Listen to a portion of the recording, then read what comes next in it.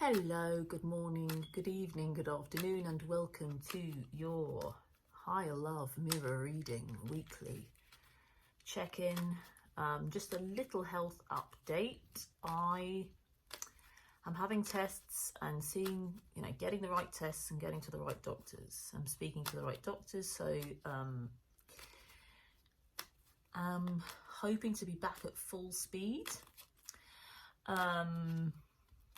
And upgraded. Everything is getting absolutely upgraded. So I thank you for your patience, your grace, and your love through this transition period, because I really do feel as though this is kind of like a restructuring of my it's a restructuring of my body, and actually my body getting the support that it needs and has needed for a long time, that it's never really received my whole life. So it, to me, is a very powerful manifestation of the integration and materialization of I'll call it love, because love being the highest possible vibration kind of experience, an appreciation experience, and what I would call higher vibe, channeled even information that's really integrating in the physical world in a physical way, in a way that it never has. So that's, nothing has ever felt so good. I'll be completely honest, nothing has ever felt so good. There's going to be a relaunch of I Goddess in a new way. So for people that are there, they're having really powerful experiences. This is going to be, they're founder members, and then it's going to be, those founder members are solid and stuck and there. And then there's going to be a new tier of membership that's available. So I'm really excited about that. But that's going to be unveiled. Hopefully, I feel I'm going to be getting better now over the next few months. And over the summer, that's going to be unveiled. Because it's just a really powerful space for anybody interested in manifesting and living in higher love. So all unfolding perfectly. I hope you're doing well. Sending you in this moment just powerful kind of like laser beam of light to your heart, to just invigorate your body and give you whatever you need right now. Whatever comes into your mind in this moment is something that you need. I'm sending you that. Cool. So enough of a shuffle. Let's see what's going on this week in the higher love mirror. Dum, dum, dum.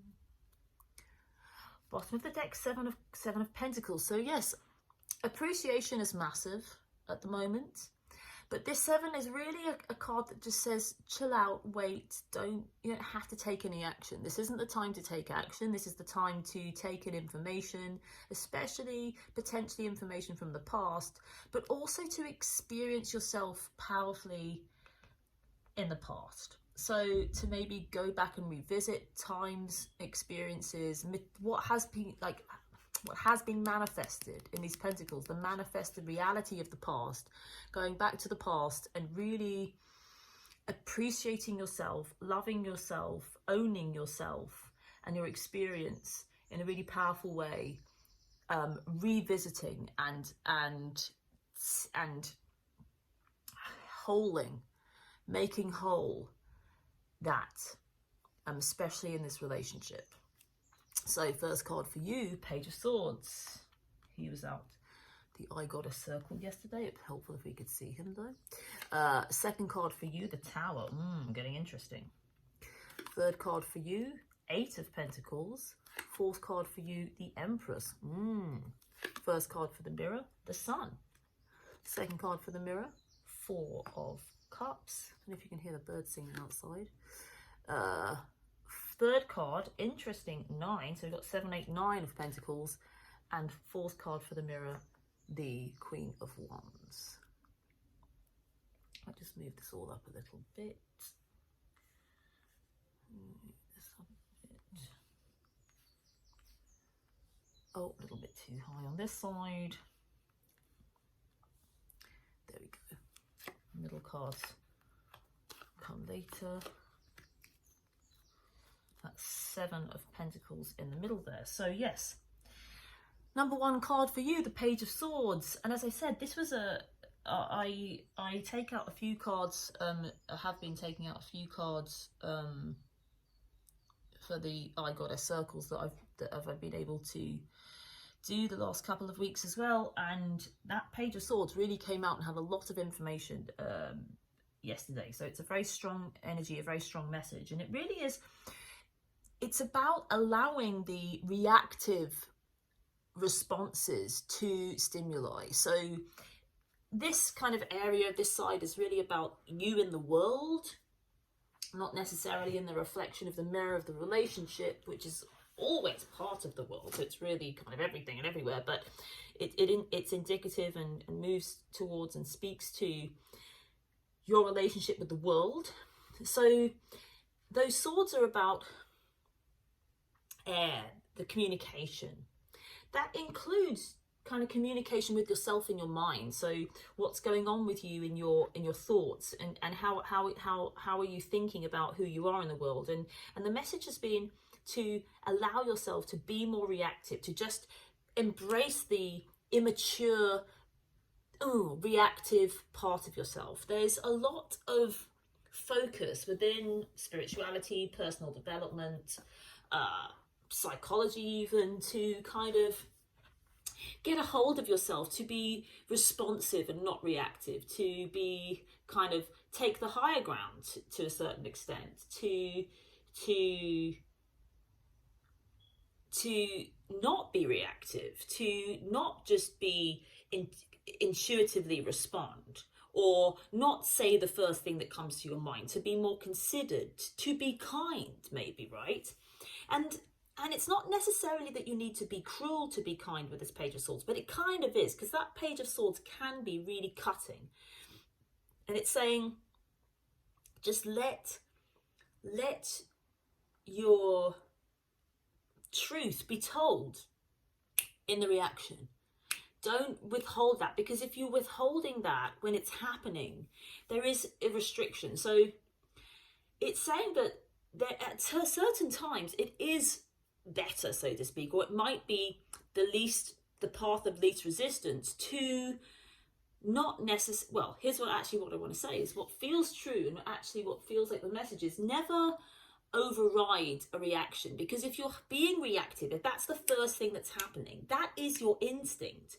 And that there's a part of, I don't know, trying to get things right, or trying to understand things, or trying to be good, or trying to be kind, that's actually stopping you from finding your truth. It might be that you then have some guilt, or it's kind of saying that the truth is often spoken mostly in those reactions. And so when we're holding back that part of ourselves, we're cutting ourselves and everybody around us off from some growth, potentially, because it's just that instinctive, reactive, I'm just going to say it. And that is actually quite often a catalyst for growth and change. So don't judge and hold back when that happens. It feels very positive, very, very, it's a very, in this context, in this reading, in this time space and messaging, it feels like that's a very good, useful attribute to use. And don't be afraid of that Page of Swords. It also kind of says, well, it might be that some people are triggering you, and you might feel like, that you're just kind of sensitive and things are just kind of happening, a bit like a hormonal teenager that's kind of like, that's how it is. But allow that, allow everything. Don't try and override your instincts, basically, because they're useful. You don't get to judge yourself in those reactions. That's really what it's saying.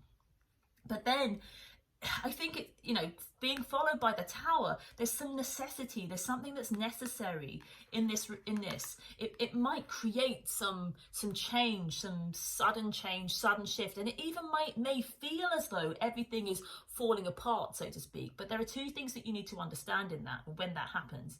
The first thing is, you are not that important. So there are many factors. This tower is kind of, that creates this tower. It's a major arcana. It's supposed to happen. It's a kind of like one of these pivotal points that is just kind of set, that wants to happen, or it is kind of, you know, it is set up. It's already set up. You are part of its creation. But this isn't about you taking responsibility. So, you know, the phrase I have is, you know, it's the straw that breaks the camel's back. It may be that it seems like, and it will create this tower, but that is not the only thing. It's not your fault completely. But it's saying that you have a role to play in the creation of this tower occurring. And so I don't know what this situation is, because it's going to be different for everybody. But it's kind of saying you have a responsibility at this moment in time to just say it how you see it, just respond and react in that instinctive, intuitive way that's going to lead to some change for you, and for the better, because what comes afterwards is some really good stuff. And it does link up with the mirror. I can feel it, that there's kind of a link here. So whatever goes on here is separate and not really to do with the mirror at all, and that is indicated with this Sun card, because this Sun is about joy, expansion, kind of like happiness, freedom, summertime, and it just feels very separate from this energy. When this Page of Swords energy is around, it can't really touch this Sun. The Sun just trumps it too much. It's too bright. It just kind of, the Sun embraces everything so much, and is in so much joy and so much appreciation that this Page of Swords doesn't really have any power in its when it's around it, right? So the mirror is just in a completely different space. It's all about expansion, and that doesn't mean it's better. This is something very important to understand. No card is better than another card. These are all tones and like notes in a sequence of life, and this is kind of like a song that's, you know, played out. So, and sometimes the notes are, you know, kind of work together, and sometimes they work against one another, so to speak. Sometimes this is just kind of, the major arcana is kind of like louder, so it just is more powerful in the mix. But this Sun is just, it's just in a different space. It's just a different note in a different space. So this is not related at all. That doesn't mean that you are related. So this could create something that then is interrelated with this. There's always that interconnection, but it's not necessarily that you need to say something, communicate something to the mirror. But what is interesting is that these feel connected. So whatever happens here, it leads to, you know, it's all, I can feel very strongly this interconnection. So it might not seem like this has anything to do with this relationship, but the impacts feel very related. So this Tower is related to this Four. So this Four of Cups, second card for the mirror, is about feeling a little bit, not being able to receive love, really. I'm just going to say it, right? And there's something in this Tower that you have which is kind of knocking that out of the water, just getting rid of that, destroying all of that stuff. So what I feel like it is kind of like worthiness. It's kind of, it's not seeing the love when it's there, not receiving the love, not receiving the care, not receiving the kindness, because we're just not in alignment with it. We're not able to receive things. It's like it doesn't exist if we're not in vibrational alignment with it. This Tower and what it's kind of clearing out is really clearing out that energy. So that energy is there, but it feels like when it coexists with this Tower on your side, that whatever's being cleared out in your experience is also clearing out. It feels like it's clearing out the negativity, clearing out it feels like it's a double negative which creates a positive, right? So if this negative card, which is like to take something away, the Tower is kind of like taking things away, but if it's taking away things that we don't like or things that we prefer not to experience, then it's a positive thing. So it's like cleaning. When you tidy up a room or whatever, or clean something, polish something up, you're taking away, getting rid of all the dirt that stops it from being shiny. And that's really what this feels. It's like, oh, we're clearing out this inability to be in alignment with receiving love and care. But it's gentle, it's not aggressive. It's just a lovely, it's just kind of like, when it gets cleared, it feels like, oh, there it is. I'll just turn my head to the right here, this character, oh, there it is, it's just there, I can see it, it's behind me all the time, right? It's been there all the time, kind of thing. It's not aggressive in its shift. But then it really moves into, again, this practicality in the Pentacles, but also into this feminine energy.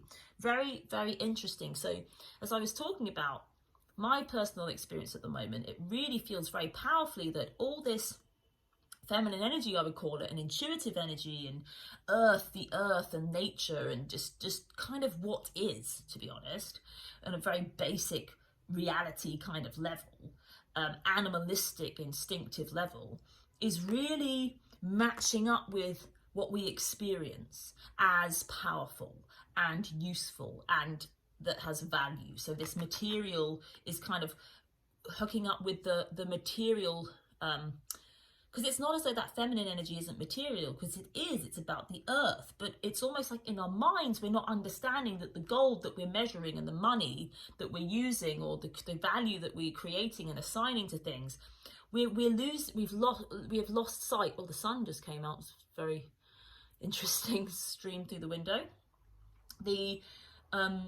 That is part of the earth, and also this kind of feminine, with this Queen of Wands, the intuitive feminine. And again here, the Empress, the mother energy, the goddess energy. It's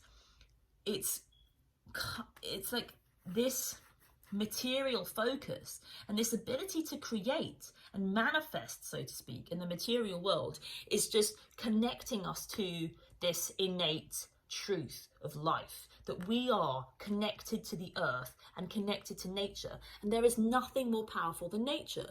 And it's like there we connect with all that is, or God, or the goddess, or the gods, or the fates, these energies that are so much more powerful than well, it's not that they're more powerful, it's more that we must align with what is. We must genuinely, in the kind of very cliched spiritual way, be in the now with what is, be as closely connected as we can be to what is in this moment, to then feel ourselves as part of divine will, as that we're all one with God, one with goodness, one with whatever we wish to experience ourselves as and through, because we are in alignment with the reality. So this is about the practical reality of, working, creating, but it's really appreciating these pentacles. It's really appreciating the manifested world, what is manifested and what is manifesting. And again, related to the past as well, seeing things in a different light. That then, I feel like I want to say, you can recreate the past, because time is fluid. The past is not set. The past is not any more set than the future. Because if time travels, so in a very simplistic way, if we say, if you believe now in this now moment that the past is set, say that 50 years in the future or 10 years in the future, time travel becomes easy and possible, you could easily go back to the past, change something, and absolutely change this now moment, right? And the past. So if you have the ability, if in the future we gain the ability to change the past, that means that now that past is still able to change. And this is what this is about with these pentacles. It's saying if you go back and look at the past and reconfigure it and get creative and know that you can build it from these because you can, you're going to change your present. And and you can you are traveling back in time with your mind. You can do it now, right? It's just that we're not believing that we can change things by traveling with our consciousness back to that space in time.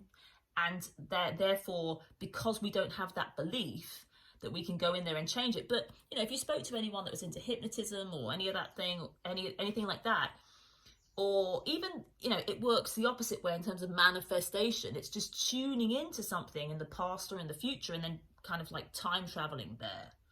It's absolutely possible. We're doing it all the time. It's always happening. Our consciousness is a time machine, right? So what this means is if we get going and we get busy in the material, then we can change the past, literally, because everything is created and experienced through you. So the only person or consciousness that needs to know that anything has changed is you. So if you know you can go back and reframe things and move things around, and it may just be that I feel as though I want to say that right now there's kind of like an open door for that to happen, because I do feel as though there are times when that is kind of easy and times where that gets harder. And right now it's saying, well, you've got a lot of agency to be able to go back and really work things.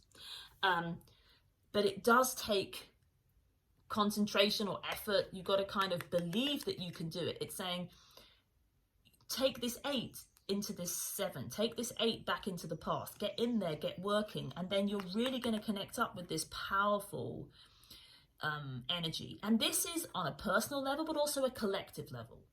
So the more people that are focused in a certain way, I feel as though on a collective level, it's about kind of going back in time, but connecting up, reclaiming with this Empress energy throughout time. The mother, reclaiming the earth, reclaiming nature, reclaiming instinct, reclaiming intuition, all of that stuff. And the same thing is happening here on the mirror side. But for the mirror, it's not really about getting down into the nitty-gritty of things and maybe trying to materialize or manifest or change or create anything consciously. It's all through appreciation, which is just as powerful. This 9 is just about it's already done. It comes after the 8. It's the manifested experience, and it just is the experience of appreciation. And so it's also letting you know that you don't have to kind of do anything, but sometimes our role in life is to be the kind of potter, and sometimes it's to be the in the space, or to play the role of just experiencing the fruits. Sometimes it's creation, and sometimes experiencing the fruits, and there's not really any difference, because remember, in this 8, it's about joy. We can have joy here and we can have joy there. It just doesn't matter, because joy is the experience. It doesn't matter what's happening. You can feel into that. And then into this Queen of Wands. This is more of a character as well than the Empress. The Empress is more, it's a greater energy, it's a bigger energy. But this Queen of Wands is, in these court cards, are representative of individuals and people. So for that mirror, it's a manifested kind of feminine energy that's manifested, that is wise, that says things. Notice the sunflowers connecting up. So sunflowers in the in both cards. Yep. So it's very related, still very related to that appreciation energy, the joy. And this comes from this healing. So this tower heals, clears, holds, makes whole this energy. So it's this 4 can be achieve its full potential or go to the next level. Because this is what it's all about at the moment, going to the next level. So this 4, so we roll it forward, it's like, oh, the character just turns its head and, oh, there it is, oh, wow, kind of thing. That's like the next level, receiving that has been missed. Okay, root down here, Page of Wands, interesting. Crown is 6 of Cups. So new ways of perceiving things leads to unions, reunions, reuniting. Interesting, I was also talking yesterday in the session about, I had a kind of spontaneous past life regression that happened, and this is about eternal life, and I was talking about how our consciousness is really just kind of how pieces of us are literally everywhere. And I really mean that, just kind of, it's very easy when you understand that your conscious, you know, the power of your consciousness, and that your consciousness is a time machine, and that you are just so much greater than, you know, a personality or a belief of a self. You really understand that you can travel and connect to all these parts of yourself that are present everywhere. And that is the broken down experience of oneness, is to know and find and experience yourself and in another. And this is love, this is connection, this is about connecting to the parts of yourself that feel disparate, that feel far away. This experience of reconnection is the absolute pinnacle of life, to reconnect and find the pieces of yourself that exist in another. And this is very powerfully indicated in the 6. And it's up there in the manifested experience up here. So this Page of Wands is kind of like below, and you know, as above, so below. But it's kind of saying that this is the scene. This is what can blossom. This is the flower, and this is the canopy of the tree, and this is the roots. So the roots are kind of going into new perspectives, seeing things in a different way. Always not knowing. The page again, as per this Page of Swords, it's an immaturity. It's not wise, but there is wisdom in not knowing. It's really that the beginning always being the beginning, always being the now, always not knowing, always asking the question, oh, what is this? What is this? And when we allow ourselves to, in relationship, always be at the beginning, who are you? What is this? This has to happen. Happens every time. If we wipe that slate clean and just ask question, hey, who are you? And again, the eyes meet repeatedly for the first time and the first time and the first time. It's impossible not to continuously be in the experience of love and connection. I mean, there we go, love and connection. Let's turn it over. 4 of Wands, togetherness, balance, moving. There's a physicalness and a physicality to this. You know, in the traditional understanding of the tarot, this 4 of Cups, 4 of Wands is about marriage, weddings, moving, houses, house moves, this kind of like castle in here, connections that are solid and measurable. And that feels very grounded and solid. And it's interesting, this tower just feels so positive. It feels like we're just clearing out everything that's in the way, so we can just put down those roots, get those sticks in the ground, and stake our place in love, in you know, manifested reality in the most powerful way. It's really I don't have the words to express how powerfully things are really being kind of grounded and immovably manifested in the world. And the Queen of Cups, beautiful on that mirror side. It's softness, it's love, it's the reflection of this 4. It's receiving and giving and unconditionalness, and the waves lapping against the shore in this easy, lovely, beautiful way. But it is also this understanding of love, this super scientific cup that has structures and mechanisms, and it's kind of like engineered and understood. So it really represents this masculine understanding and of kind of like the engineer, and breaking things down, like the mathematics, the mental mathematics of things, becoming one with emotion and feeling. So it's really indicating, oh yeah, I get it now. I can see all the moving pieces. I can see I can see love now, because love has been broken down into, it's almost like a map. I can see how it works now. I can communicate that. I'm not afraid because I can understand it. And in the ability to receive that love, then we can kind of assimilate it through and go, oh, I get it now. I can see all the moving parts. I get it. I am no longer afraid. Or I'm not afraid of fear. And I'm not afraid of this. I'm not afraid of the 3 of Swords. This is such an awakened, enlightened spread. because none of this feels heavy whatsoever. This is what happens when we move into wholeness in love. Every card, that doesn't feel, you don't feel this as something negative. We go, oh, well, we can experience the shift, but it's not, there's no resistance. When this 3 comes out, we don't go, oh, I wish that wasn't there. And if that happens, fine. But this isn't what it's representing in this context, in this spread. It's saying, especially as I was just talking about fearlessness, there's no fear with this. You might not, there's a shift in tone and how it feels. Oh, it's a 3 of Swords. The 3 of Swords doesn't feel the same as the Sun, right? But it's not, there's no fear there. It's necessary part of wholeness. And there it is. And this is freedom. When that 3 of Swords come out and it's just like, doesn't mean anything, when there's no resistance. So it really is about embracing all that is and living in ultimate acceptance and appreciation, where we can appreciate that 3 because we have to.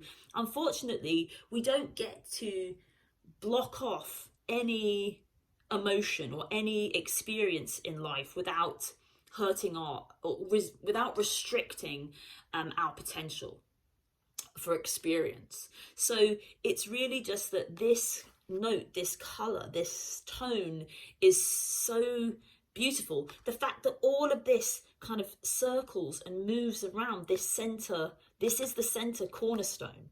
This is what everything is moving around. And it represents sacrifice, it represents pain, it represents loss, it represents grief. This is the cornerstone. And it really is. If we don't experience loss, we can't experience eternity.